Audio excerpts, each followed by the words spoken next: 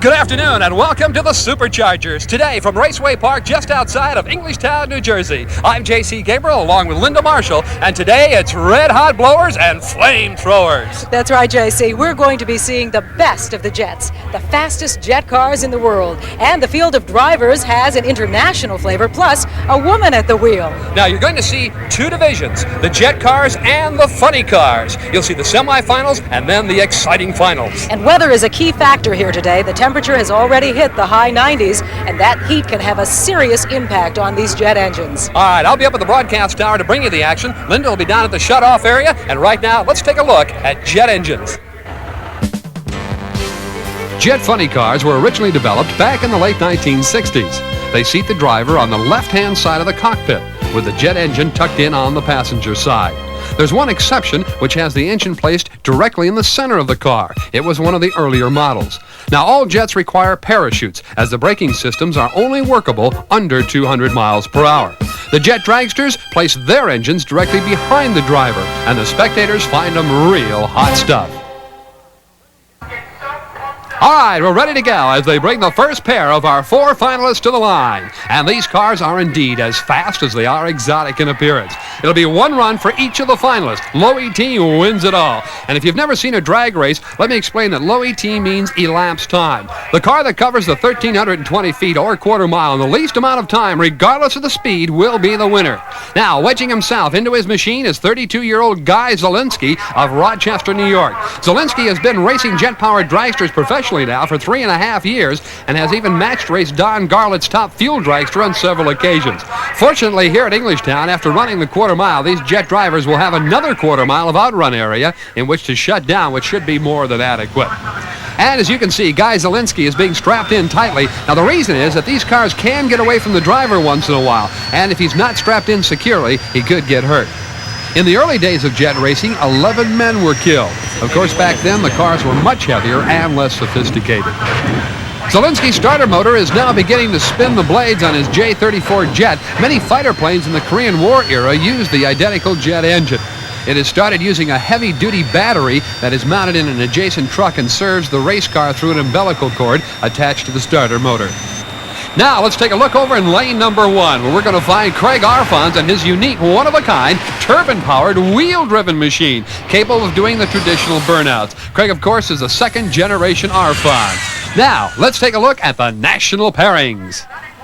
In the first match race, it's Guy Zielinski in his aerodynamically sleek U.S. Enterprise. He'll take on Greg Arfons in the renowned Green Monster. Round number 2 of this lowest ET showdown brings together the First Lady of Jet Car Racing, Aggie Hendriks, and Joe Petro out of Londonderry, New Hampshire. He holds 17 track records. Let's take a closer look at Craig Arfons' car now. This is number 38 in the series of the Green Monster machines. This car is still considered quite experimental. It's only its second outing. We asked him earlier to tell us a little bit more about the car. Today we've got the Dragster here, which is actually a turbine-powered car that actually attaches the horsepower to the wheels. The jet drives a turbine and therefore is capable of driving like a conventional car, unlike the jets that blow down the racetrack. It's a little bit of a problem in getting this to hook up to the tires because of the massive RPM that a jet engine turns. And we're having a little bit of trouble hooking it up. I have made a couple test runs so far this morning, and a little bit of tire shake. It just about rattled my brain out, but we're going to give it a try and see how much better we can make it go. Craig Arfons will be joining us in the broadcast tower after he finishes his run, and I would imagine will give us some real insight into jet drag racing. In the meantime, it's Guy Zielinski fired up and working his way through the staging area and on to the launching pad. Zielinski's a pretty classy guy. He's even got 24-karat gold-plated controls on this machine. We asked him earlier what he thought it would take to win this national championship event. It's going to take a lot of concentration today.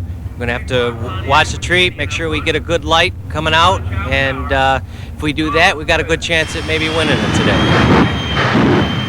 Indeed, Guy has a good chance of winning it here today. His car, the U.S. Enterprise, is one of the best in the world, while Craig Arfons' Green Monster is still in the experimental stages, and Craig may have a real tough time with Zielinski. fully staged now and ready to hit the blast button. The starting light countdown is underway. Let's watch him now as we wait for the power punch off the line. And there it is. It's Arfons launching ahead and leading about a third of the way down. But Zielinski overtakes him on the top end and wins with an ET of 5.92 and a speed of 265 miles per hour. So Guy Zielinski sets himself up as the man to beat here today. And the winner of our next round will have to do better than a 5.92 to win the event. Now they're plugging in the power to the car of Aggie Hendriks as she looks things over, knowing well she'll have to get a better ET than a 5.92 to win here today. She hits the igniter switch to the engine, which will begin to fire it up. Aggie's originally from Vancouver, British Columbia, and is now based out of Chicago. And she'll be running against the clock and this man, Joe Petro from Londonderry, New Hampshire, in a car named Kamikaze. He holds 17 track records in the United States and Canada. His career best quarter-mile ET is 5.69, so he'll definitely be in the hunt here today. We have ignition on the line as Aggie Hendriks looks for her 12th national win this afternoon. Aggie's probably the only woman in the world who can take apart a jet engine and put it back together again. She's been racing for 2.5 years and feels strongly that races are won or lost off the starting lights. We're going to attempt to win this event today, and I think what it'll take to win it is some perseverance, some good cutting of the Christmas tree of the lights. We feel that we have a good running engine, and it's been consistently reliable. It's quite a warm day, so that really affects the jet engine's performance, but we're going to attempt to overcome that. We're going to attempt to do it as safely as we can and as quickly as we can. Joe Petro now with some short bursts to get himself staged. Joe's driven just about everything in drag racing and has some definite feelings about winning this national. I think we're going to have to run 5.7 seconds at about 280 to win this today. Most of the best jet cars in the country are going to be here, and it's going to be really tough. Well, tough is certainly right for Joe as he's really hungry. The winner's circle has eluded him all season long. He's only been runner-up in a couple of national events this year, and he'd like a big win right now. Aggie Hendriks and Odyssey now pleasing the crowd as she sends billows of flame and smoke skyward. So in this final round of jet dragsters, it's the battle of the sexes as Joe Petro in lane number 1 coaxes his machine to the line, and Aggie Hendriks directs her total concentration to the starting lights. She knows full well, as does Joe Petro, that in order to win this national event, they'll have to beat Guy Zielinski's 5.92 ET. They're on the lights, primed to pull the trigger. It's blast off with Joe Petro firing off the line, but Aggie Hendriks turns up the wick and leads it through the crowd to win this match and the national with an ET of 5.89 and a speed of 273 miles per hour. So Aggie Hendriks has captured her 12th national win this year and puts down a strong field of jet dragsters.